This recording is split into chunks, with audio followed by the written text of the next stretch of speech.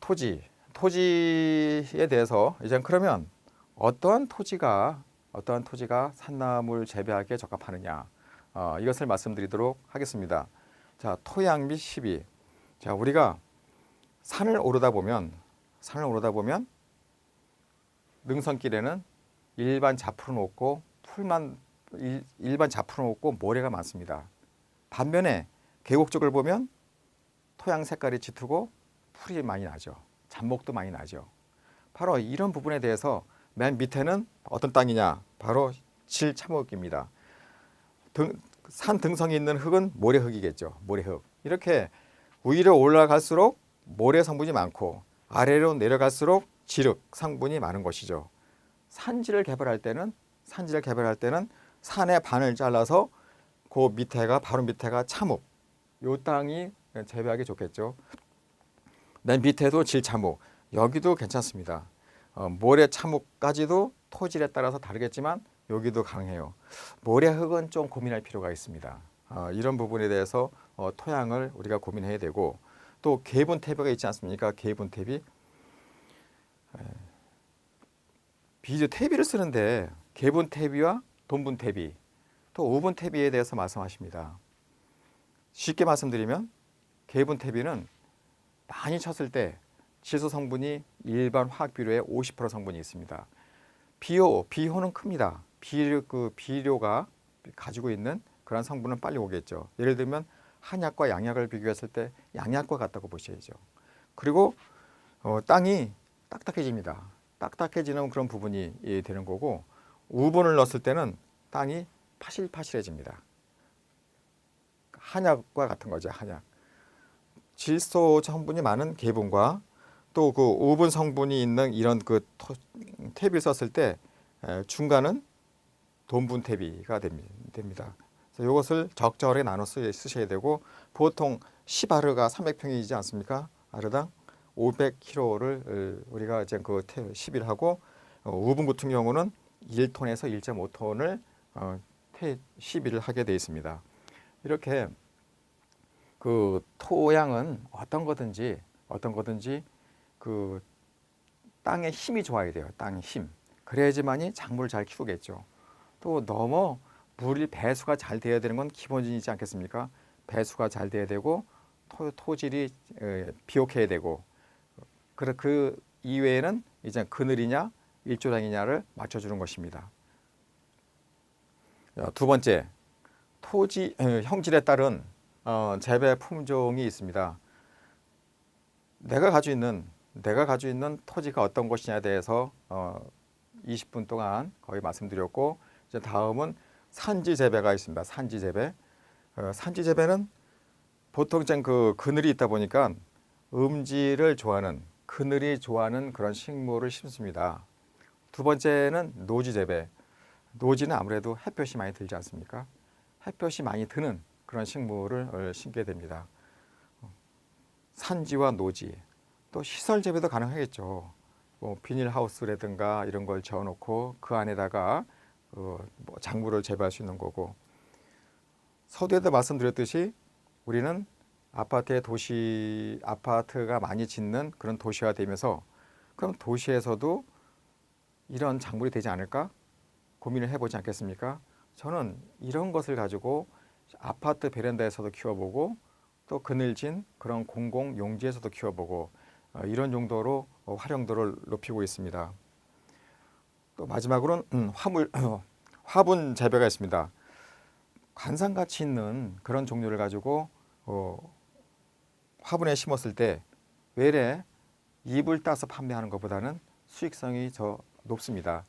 이런 쪽으로 해서 재배도 중요하지만 많이 파는 게 중요합니다. 농업은. 그래서 돈을 만드는 것도 중요하죠. 활용도를 높여가지고 뭔가 수익을 극대화시키는 그런 방법을 생각해 보셔야 되겠습니다. 이렇게 이제 산지 재배에서 할 수 있는 거는 바로 이렇게 지금 빨간 글씨로 나오는 부분들이 있습니다. 가장 산지 재배에서 많이 할 수 있는 것이 눈개승마입니다. 눈개승마, 명이나물, 또 산양삼도 많이 하죠. 산양삼. 참다물도 그늘이 있고 숲이 있는 지역에서 많이 합니다. 또 영화제 모시대도 그렇고. 자, 노지 재배.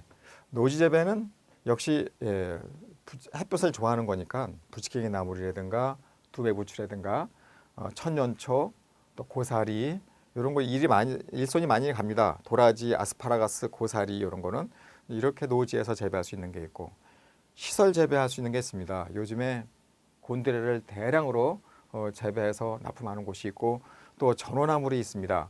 아마 처음 들어보는 분들도 계실 겁니다. 전어나물이 있고, 또 어수리가 있습니다. 예전에 그 임금님상에 진상되던 나물 중에 하나죠. 또 어떤 게 있을까요? 이 곤달비. 곤달비도 많이들 재배합니다. 곤달비, 고추냉이 있고, 또 삼채, 파드득 이런 쪽으로의 재배가 대체적으로 많이 하는 부분이라고 보면 됩니다. 도시농업이 있고 화분 재배가 있겠죠. 자, 그럼 이제 본격적으로 어떻게 재배를 하나 이런 환경을 한번 보시겠습니다. 자, 산지 재배할 수 있는 것은 지금 여기 보시면 산에 나무를 자르고 그 사이에다가 재배하는 임간 재배, 산지 재배라고 합니다. 산지 재배는 특히 이런 그 눈개승마 이런 것이 괜찮은 것 중에 하나인데, 얘는요 보통 우리 여러분들께서 고사리가 있고 고비가 있는데, 고사리가 더 맛있을까요? 아니면 고비가 더 맛있을까요? 고사리와 고비 80% 90% 되는 분들이 고비가 더 맛있다고 합니다. 그럼 고비보다 더 맛있는 게 바로 얘 눈개승마입니다. 고사리가 할 수 있는 건 얘가 다 씁니다. 자, 어린 순은 무침이라든가 볶음나물, 찌개, 국 이렇게 쓰죠. 또 약용도 됩니다.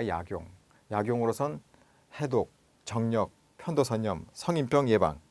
특히 얘는 알칼리성 식품이기 때문에 고기를 먹을 때 그 고기는 산성이지 않습니까? 함께 먹으면 궁합이 맞는 거죠. 그늘진 곳에다가 심어놨을 때 얘는 그 수량이 많이 나옵니다. 자, 삼나물이 눈개승마고 이렇게 같이 부를 수가 있어요. 특징을 봤을 때 얘는 특히 2년생, 3년생일 때는 몰라도 4년, 5년 되면서 이 줄기가 굵습니다. 이 굵은 거는 고사리보다도 훨씬 맛있죠. 우리가 이거 씹을 때 식감이 고기 씹는 것처럼 질감이 쫄깃쫄깃해요. 그래서 고기나물이라고도 하죠. 고사리용 다 쓴다고 제가 말씀드렸습니다. 다년생으로 재배가 용이하죠. 봄이 되면 일반 가랭작물들은 밭을 갈고 씨앗을 뿌리고 또 풀을 뽑아주고 계속 관리해야 됩니다. 그러나 산지 작물은 어때요? 한번 심어놓으면 지가 잘 커요. 그 주인이 게을러도 이듬해 다시 얘가 뿌리가 새끼 쳐서 또 나오지 않습니까? 단 관리를 할 때 웃거름으로 걸음만 잘 주면 됩니다. 봄에 채취하고 여름, 가을, 겨울 내비뒀다가 봄이 하도 되죠. 농업은 소량으로 했을 때는 돈은 안 돼요. 대량으로 해야죠. 그리고 팔아야죠. 또 뭡니까? 계약 재배했을 때는 완전 이거는 대단한 거 아니겠습니까? 계약 재배 대단히 좋은 거죠. 대량으로 재배해야 돈이 된다는 거죠. 자, 관상 가치가 있습니다. 6월에서 8월 달에 흰색의 꽃이 피는데 이 꽃이 관상 가치가 있습니다. 잎도 약간 관상 가치가 있어요. 우리 집에 풀이 많이 나는 지역, 얘 갖다 심어 놓으면 지피식물로서도 가치가 있고요. 또 마지막으로 보면 자, 땅을 공사하다 보면 이런 절개지가 있습니다. 경사지가 있습니다. 이런 데에다가 얘를 심어 놓으면 토양 유실을 감소시킬 수 있다는 것이죠. 자, 여기는 제가 그 산마늘 밭이라고 하는 농장에서 사진을 찍었는데 비닐하우스가 있고 그다음에 비닐하우스가 있고 옆에는 거의 벌어지는 땅에 눈개승마를 심어놨습니다. 이렇게 벌어지는 땅에다가 얘를 심어놓고 관리한다고 하면 농장이 아름답게 되죠. 봄이면 나무를 먹죠. 햇볕에서 얘네들이 오래도록 크다 보면 어때요? 봄에 이렇게 충실한 그런 그 나무를 수확할 수가 없어요. 그때는 위에다 차광망을 덮어주시고 한다고 하면 좀 충실한 그런 그 나무를 수확할 수가 있는 것이죠. 어디다가 그럼 재배하면 좋을까요? 바로 이겁니다. 짜투리 땅, 버려지는 땅, 화단, 또 여기 텃밭, 경사지 이런 데다가 식재해놓고 관상 가치도 있고 일거양득이지 않습니까? 그럼 잡초 이러면 늘 우리가 그래요. 농업은 잡초와 싸웁니다. 풀하고 싸움이죠. 풀하고 전쟁이에요. 그런데 많은 시간 다 보냅니다. 잡초도 적절하게 내가 심는 작물하고 경쟁을 시키는 겁니다. 잡초 역할을 볼까요? 잡초가 없으면 토양에 수분이 유지가 될까요? 다 증발돼 버리죠. 사막화되는 거죠. 또 그 잡초가 있어야지 토양에 숨구멍이 생깁니다. 숨구멍이 돼요. 땅속 밑에 있는 정체되어 있는 비료 거름을 빨아 올리죠. 양분을 빨아 올려 가지고 잡풀이 자기한테서 쓰지만 옆에 있는 작물한테서 주는 거예요. 그래서 외래 작물이 있을 때 잡초와 함께 키우는 것도 좋은 농사법이 됩니다. 몽창 뽑는 것보다는 내가 키우는 작물보다 훨씬 강한, 유전적으로 강한 놈들만 뽑아주는 거죠. 걔보다 작은 것들은 놔두고. 그다음에 비가 많이 왔을 때 토양의 침식을 방지해 주지 않겠습니까? 방지해 주는 역할입니다. 풀이 많으면 동물과 해충의 서식지가 되죠. 걔네들이 있어야 어떤 동물이 내가 키우는 거를 잘라먹지 않고 부드러운 잡초를 잘라먹게 됩니다. 여기에 해충이 있잖아요. 해충이 있으면 새들이 와서 해충을 잡아먹기 바빠가지고 내가 키운 작물을 해치지 않는 경우가 있습니다. 바로 잡초도 함께 하는 그런 농업도 필요합니다. 눈개승마는 이렇게 오래될수록 줄기가 굵고 튼실합니다. 고사리도 얘가 가는 것보다는 굵은 게 맛있듯이 얘도 굵은 게 훨씬 맛있습니다. 이렇게 굵은 것을 수확하기 위해서는 첫째는 봄에 얘가 자라는 밑에 완결이라든가 이런 걸 흙을 갖다가 복토해 가지고 얘를 굵게 키울 수 있습니다. 이렇게 하는 방법을 고민해 보시면 수확이 좋겠죠. 또한 요즘은 소비자가 어떤 일손 많이 가는 걸 싫어합니다. 왜 싫어하냐? 밖에 나가서 일들을 하는데 집에 들어와서 삶고 그걸 다듬고 또 그것을 끓이고 이런 것은 좋아하지 않습니다. 이런 것을 우리가 고민하면서 하되 내가 심은 나물은 내 얼굴을 걸고 내 얼굴을 붙이고 내 이름을 갖다가 붙여놓고 판매하는 거예요. 부드러운 거. 자, 아까 여러 정도로 자라는 것을 잘라서 그대로 데쳐내면 파란색의 나물이 되겠죠. 두릅 맛이 납니다. 이 정도 두릅 맛. 얘를 이대로 새콤달콤하게 무쳐서도 먹을 수 있죠. 또 전을 만들어 먹었습니다.